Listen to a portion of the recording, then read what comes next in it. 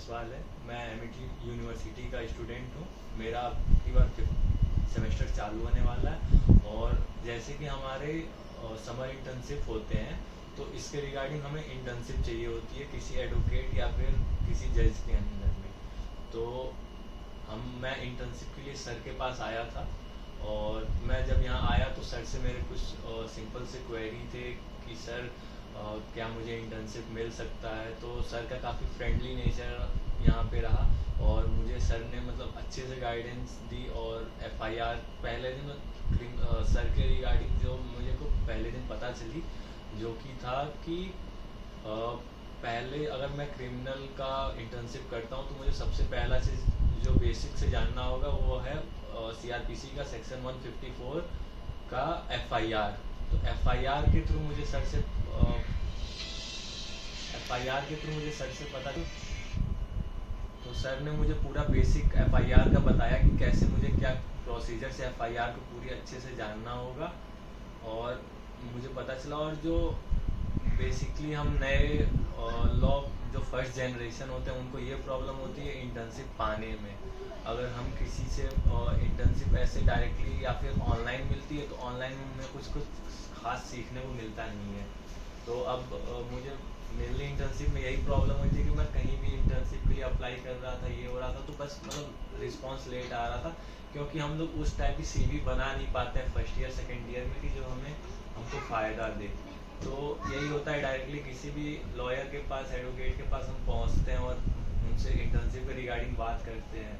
तो मुझे तो मैक्सिमम यही प्रॉब्लम फेस हुआ था। हर जगह से यही सुनने को मिलता था कि बताते हैं कल बताता हूँ, फ़ोन करता हूँ, इनसे बात कर लो, उनसे बात कर लो, बस यही हो पा रहा था। तो मैं खुद से ही अरेंज किया इंटर्नशिप और आया। और ये मैक्सिमम जो फर्स्ट जनरेशन वाले बच्चे हैं जिनके कोई लॉ बैकग्राउंड नहीं है उनको ये सारी दिक्कतें आ रही हैं। आपकी इंटर्नशिप से रिलेटेड क्या क्वेरीज? इंटर्नशिप के आप हमसे क्या जानना चाहते हैं? सर इंटर्नशिप के रिलेटेड कुछ ज़्यादा क्वेरी नहीं है, बस यही मेन क्वेरी हमारी रहती है कि सर हमें सीखने को क्या क्या मिल जाएगा और देखिए एडवोकेसी में क्या क्या हमारे बेनिफिट हैं, देखिए क्या है। वकालत का स्पेक्ट्रम बहुत ब्रॉड है। पहले आपको ये समझना है कि वकालत एक नोवेल प्रोफेशन है और वकालत में जैसे ही आप इंटर करते हैं यानी एडवोकेट एक्ट के तहत जैसे ही आप रजिस्टर्ड हो जाते हैं कॉलेज से, चाहे 5 ईयर LLB ऑनर्स करके आए या BA ऑनर्स करके आए या BBA, जिस तरह से ऑनर्स हो या लॉ कंप्लीट हो, जैसे ही आप एडवोकेट एक्ट के तहत रजिस्टर्ड हो करके आते हैं, रजिस्टर्ड होने के बाद आप एडवोकेट हो जाते हैं। तो नए जनरेशन्स के लिए ये प्रॉब्लम है, जैसा कि आपने बताया कि लोग जब आप क्वेरीज करते हैं ड्यूरिंग एजुकेशन, जैसे first year, second year, third year या first semester, second semester, third semester, whatever semester जो भी हो, तो उनको लोग रिप्लाई नहीं करते हैं, प्रॉपर उनको गाइडेंस नहीं देते हैं इंटर्नशिप के लिए।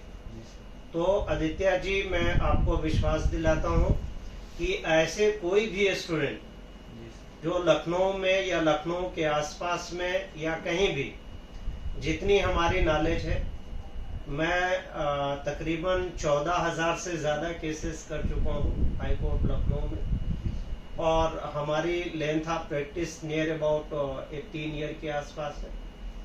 और मैं ये आपको विश्वास भी दिला रहा हूँ और कह भी रहा हूँ कि कोई भी जो न्यू जनरेशन का लड़का है जो लॉ ग्रेजुएट है, वो कंप्लीट कर चुका हो या कंप्लीट ना किया हो, अगर वो इंटर्नशिप करना चाहता है तो उसके लिए वेलकम है। अब बात आपकी ये रही कि आप किस फील्ड में जाना चाहते हैं वकालत में। तो वकालत का फील्ड बहुत बड़ा है।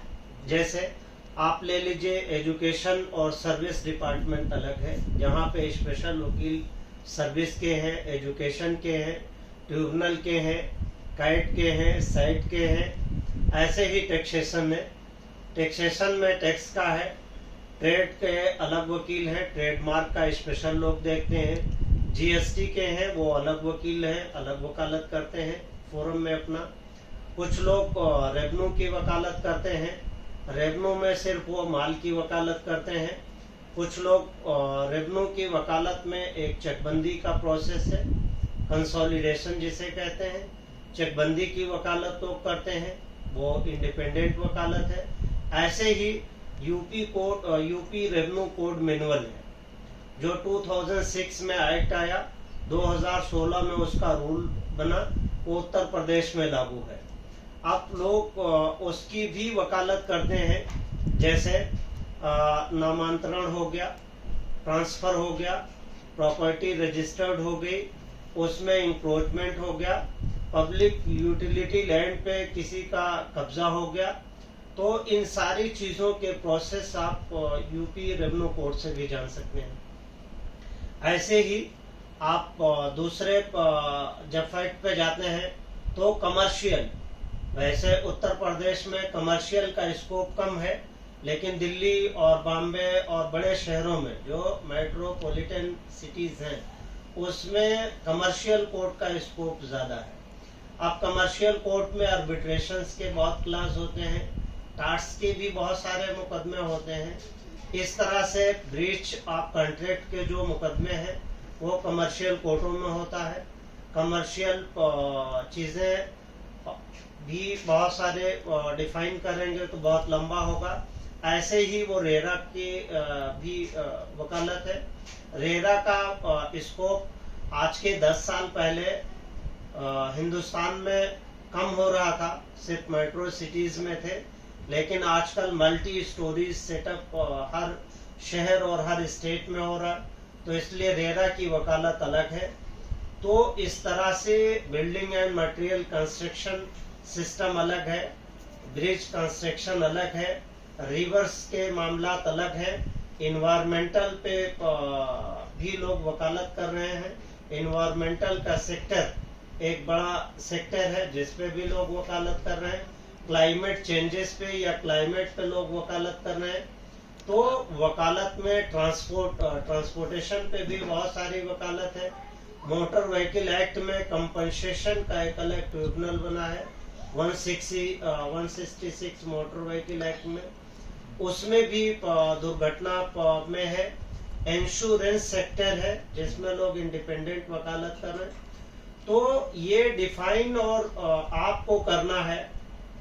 जैसे मेडिसिन सेक्टर अलग है, उसमें भी वकालत कर रहे हैं। कंज्यूमर फोरम है, डिस्ट्रिक्ट में है, स्टेट में है, नेशनल है, उसकी वकालत अलग है। ऐसे ही नेशनल कमीशन है, कमीशंस कई तरह के हैं। ऐसे ही ह्यूमन राइट कमीशन है, उसकी वकालत अलग लोग कर रहे हैं, वो स्टेट ह्यूमन राइट कमीशन हो या नेशनल ह्यूमन राइट कमीशन हो। और 2009 और 10 में नेशनल ग्रीन ट्रिब्यूनल बना सुप्रीम कोर्ट के ऑर्डर के बाद में, एनजीटी जिसे कहते हैं। एनजीटी की वकालत लोग इंडिपेंडेंट तरीके से अलग कर रहे हैं।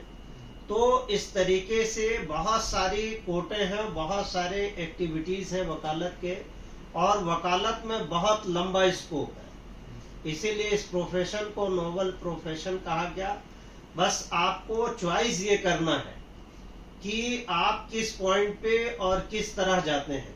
हाँ, शुरुआती दौर में जैसा कि आपने बताया कि बहुत संघर्ष है, लोग आपको इमेज नहीं देते, लोग आपको कॉन्फ़िगरेशन नहीं देते, और लोग शुरुआती दौर में जब तक आप एस्टेब्लिश नहीं हो जाते हैं तो आपको ऐसे ही कहते हैं कि अब रिप्लाई करेंगे, तब रिप्लाई करेंगे।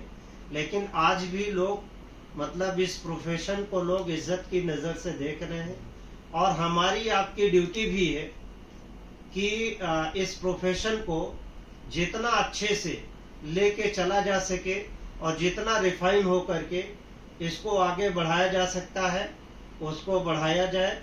अगर अच्छे लोग इस प्रोफेशन में नहीं आएंगे तो एक बात आदित्य जी ये जानिए कि 50% जो जजेस बैठते हैं हाई कोर्ट और सुप्रीम कोर्ट में वो वकालत से जाते हैं।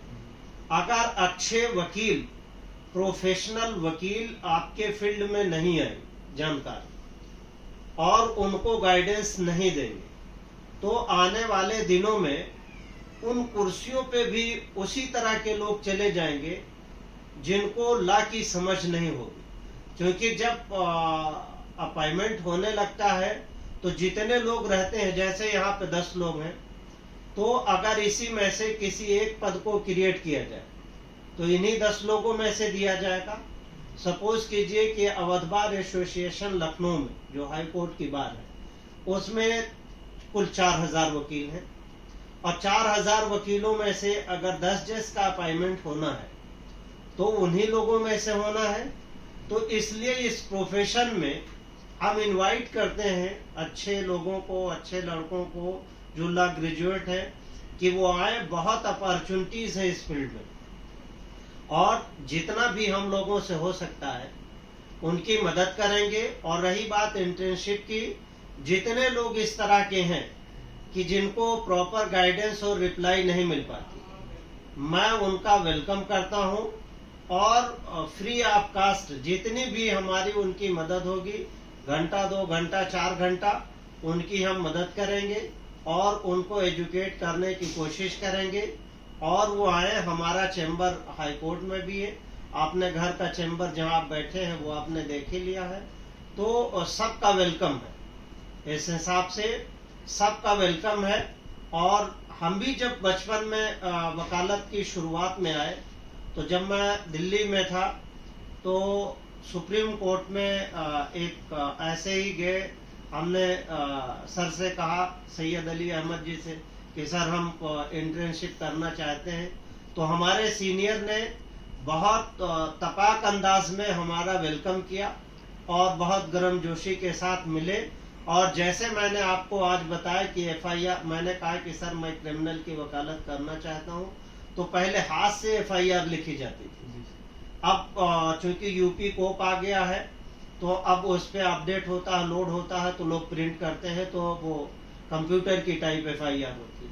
उन्होंने सेम एफआईआर को मुझे पढ़ के बताया कि अगर क्रिमिनल की वकालत करनी है तो क्रिमिनल का एक्ट कैसे हुआ, वो 4 चीजें उन्होंने बताई मुझे, जो मैंने अभी आपसे डिस्कस किया कि 4 चीजों में से इंटेंशन, प्रिपरेशन, एग्जीक्यूशन, जब ये चीजें हो जाती हैं तो घटना घटित हो गई, इंसिडेंट हो गया, एफआईआर दर्ज हो गई। अब एफआईआर को हमें कैसे पढ़ना है, तो कॉलम 1 में किस डिस्ट्रिक्ट का मैटर है, कौन सा क्राइम नंबर है और किस डेट और टाइम पे एफआईआर दर्ज हुई है। वैसे दूसरे कॉलम में सेक्शंस उसमें डिफाइन है, उसमें एक्ट डिफाइन है। तीसरे में नकल तहरीर हिंदीवादी में, यानी घटना किस टाइम की है और कितने बजे की है। ऐसे उसी कॉलम के नीचे ये लिखा है कि घटना स्थल से थाने की दूरी क्या है या थाने से घटना स्थल की दूरी क्या है, उसका डिटर्मिनेशन है। और नीचे उसी के एक्यूज का कॉलम है, उससे एक्यूज के कॉलम से पहले इंफॉर्मेंट की डिटेल है, किसने तहरीर दी, उसके फादर का नाम, उसकी डिटेल, उसका एड्रेस। उसके नीचे एक्यूज का कॉलम, अगर एक्यूज नकल तहरीर हिंदीवादी में नोन है, जिनका नाम इंफॉर्मेंट को मालूम था, तो वो नामजद है। और अगर नहीं मालूम होता है, बहुत सारी चीजें इंसिडेंट ऐसी होती हैं, जैसे कोई मोटर, आप जा रहे हो रास्ते में और आप सोने की चैन पहने हो, एक मोटरसाइकिल वाला आया और आपकी चैन छीन के लेके चल दिया। अब ऐसी परिस्थिति में आप जब भी एफआईआर लिखाने जाएंगे तो आपको मालूम होगा नहीं, तो ऐसी एफआईआर को अज्ञात एफआईआर दर्ज करेंगे, जिसमें कॉलम ऑफ एक्यूज में अज्ञात लिखा रहेगा, नाम पता वो खाली ब्लैंक हो जाता है। तो शुरुआती दौर में सबसे पहले उन्होंने मुझे ये बात नहीं बताई, फिर उन्होंने 161 पढ़ाया, फिर मेडिकल पढ़ाया, फिर उसको कोरिलेट किया कि इससे अगर आप घटना को फॉल्स क्लियर कर पा रहे हैं डिफेंस के तौर पे तो अच्छी बात है, नहीं तो फिर आपको अपने क्लाइंट से संपर्क करके और जानना पड़ेगा कि इसके पीछे हिस्ट्री क्या है, इसके पीछे घटना, क्योंकि प्रिपरेशन होता है, प्रिपरेशन से पहले प्लान होता है, प्लानिंग से पहले उनके बीच में एक माहौल होगा कि शुरुआत कहीं से हो चुकी होगी, तो वो क्रिमिनल इंटेंशन पैदा होता है। तो जब आप बैक हिस्ट्री को ला करके इससे कनेक्ट करेंगे तो आपके केस में अच्छा बेनिफिट होगा और डिफेंस आपका अच्छा होगा। यही केस अगर आप इन्फॉर्मेंट की तरफ से हो तो उसमें आपको इसी तरह की अपॉर्चुनिटीज मिलेगी। तो हमारी इच्छा ये है कि आप अपनी तरफ से जो भी लोगों को क्वेरीज हो, जैसे आपसे लोग पूछते हो कि इंटर्नशिप कहाँ करें, कैसे करें, किस तरीके से करें, तो आप 2-4 दिन आइए, हम आपको पास जारी करते हैं। जो भी यहाँ आना चाहते हैं उनको हम पास जारी कर देंगे। हाई कोर्ट की तमाम कोर्टों का विजिट करें और वहां पे देखें। जैसे जब आप रास्ते में चलना शुरू कर देते हैं, जब आप कहीं निकल जाएंगे किसी चीज के लिए, तो निश्चित है कि मंजिल आपको मिल जाएगी। लेकिन अगर आप मंजिल की तलाश में घर पे ही बैठे रहेंगे तो आप सोचते सोचते सदियां गुजर जाएंगी और दिन गुजर जाएंगे, आप वहीं के वहीं रह जाएंगे। तो जैसे ही आप मंजिल की तरफ निकल गए, आपने तलाश और जुस्तजू शुरू कर दी, तो कोई ना कोई अल्लाह का बंदा मिल जाएगा जो आपकी और हमारी मदद करे। तो बहुत शुक्रिया कि आप आए और इस तरह की चीजें हमें शेयर की। हमें तो इस बारे में जानकारी भी नहीं थी कि लोग इंटर्नशिप के लिए इतना नए लड़कों को, नए बच्चों को डिनाई करते हैं। मैं ये चाहूंगा कि जो भी बच्चे इस तरह के परेशान हो, उनको कहीं पे कोई शेल्टर नहीं मिलता है, तो हमारा दरवाजा 24 घंटे उनके लिए खुला हुआ है। Thank you sir. वेलकम आपका।